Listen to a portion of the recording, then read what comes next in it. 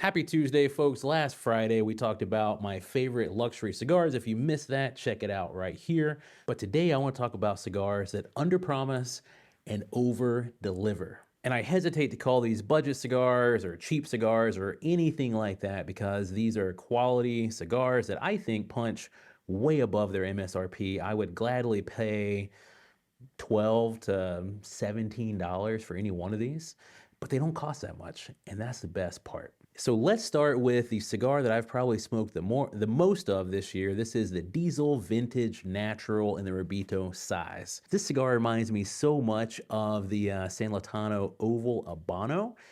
It's an exceptional blend, especially I've really only smoked the Rabito size, but I was hooked from the moment I tried it. It's a killer whiskey pairing. I've paired it with bourbons, ryes, scotches. Everything comes together for this cigar. It's got a salted caramel thing going on, a leather thing happening. There is a vanilla essence as well.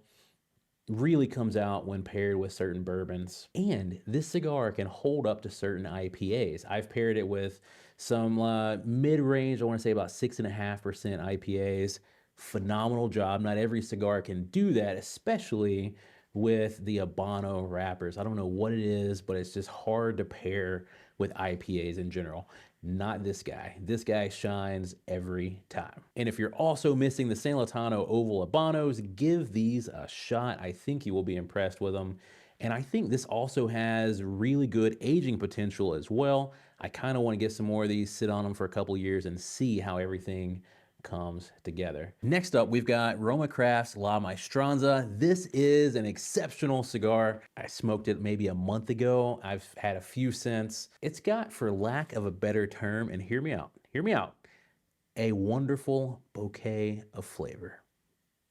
So Maestranza was created as a tip of the hat to the chef's table, thanking everybody that got them to where they are today. And if you peel back the first layer of the band, you will see names. You might need a magnifying glass, but you will see names imprinted on the white band underneath that orangish salmon colored band. But I still maintain that it's also a gift to all RoMa Craft fans because it's got so much flavor. It's I guess a 60 ring gauge, and the Murcia size, my personal favorite, but it smokes like a 54, 56, somewhere in between. It's very long lasting. You're going to get an hour and a half plus out of that cigar. And really, that's what it's meant for, in my opinion, to savor it, take it slow, really enjoy the experience because it is everything I could have asked for from RoMa Craft. And once again, when these guys step away from the big, bold stuff and they come back, it's like a fighter going from heavyweight and dropping down a class just destroys everything else in that space. Here's what I said about La Maestranza just a little while ago. In addition to that breadiness through the nose, on the palate, it is just hitting the back of the tongue all the way to the front of the tongue. There is a umami-like sensation every now and then that comes through, but really what I'm getting is tons and tons of dark chocolate. It reminds me of sea salt and dark chocolate. There is a little bit of saltiness on the very tip of the tongue, but every now and then it also switches gears and gives me a sweeter, more milk chocolate impression. And again, with a little bit of that savory kind of coming and going, which is probably what gave me the most of that rye bread sensation early on. It's a little bready, a little spicy, a little savory, and then you have that bitter dark chocolate and that saltiness on the front of the tongue.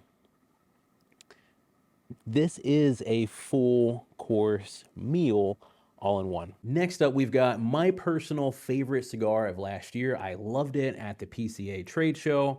I've loved it ever since. I've went through 3 bundles of that cigar. It was just under this one for the most cigars smoked this year for me personally.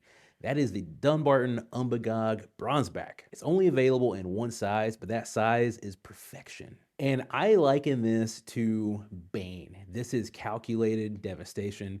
There is fiery red pepper throughout, but underneath that, there's so much going on. You've got your chocolates and your earthiness and your sweetness that just really comes out and shines. And that spicy, fiery red pepper It's just a contrast to everything. It's the face punch we want, if not the face punch we deserve. There were a whole lot of good blends that came out in 2024, but this one stood out to me because of how versatile it is, how it just grabs you by the collars and pulls you up in your chair and makes you pay attention. And it's the perfect time of year for it right now because it pairs so well with stouts and porters and bourbon barrel aged stouts, all the heavy stuff for winter. Here's what I said about it earlier last year.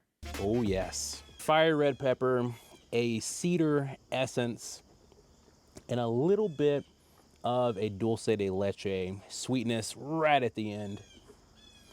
This is good. To a degree, Steve, I mean, he's in his own league right now when it comes to complex, layered experiences in a cigar. Last but definitely not least is the Stolen Throne Crook of the Crown 5th anniversary from Stolen Throne. All of the Crook of the Crown blends are good, but the Corona is in a whole nother league in my personal opinion. In fact, anytime Lee Marsh does a Corona, I'm going for that first. The call to arms in Corona, insane. If they ever make a Yorktown Fleet in Corona, watch out. The Crook of the Crown Corona it's different for what you'd expect from Mexican San Andreas wrapper. It has spiciness to it, yes, and it has sweetness to it, yes. Both of those, I think, are hallmarks of the San Andreas wrapper. But there is a floral component that is so unique and interesting. There are the baking spices that come along with the spice. It's not just a spicy son of a gun. It is exotic baking spices, warm Christmas baking spices. It's also medium to full in strength, but the intensity is so unique and interesting. You can retrohale so much of that cigar.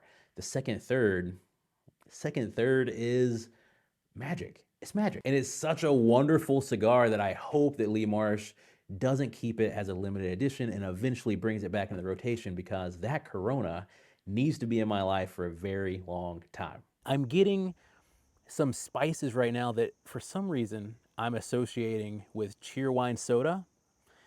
It also tastes a little bit of some of the Dr. Pepper flavors.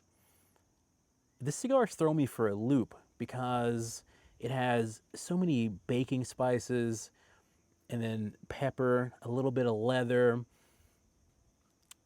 There's so much going on that I cannot quite focus on what I want to focus on. It's not often that you get a fuller, stronger, higher octane experience that you really enjoy with just plain old sparkling water. The Crook of the Crown is it's a really good cigar, but this is exceptional. This is an exceptional blend. But each of these cigars range from $9 to $12 MSRP, which is awesome because 2024 saw some of the highest prices of new cigar releases ever, I think. And if you're watching this video, I implore you to drop us a comment below. Let the whole community know cigars that punch way above their weight, that underpromise, overdeliver, and just do the damn thing. Because as a community, we can all appreciate more of these gems. That's it from us, guys. Hope you have an awesome day. We will see you soon with more of my favorite cigars of 2024.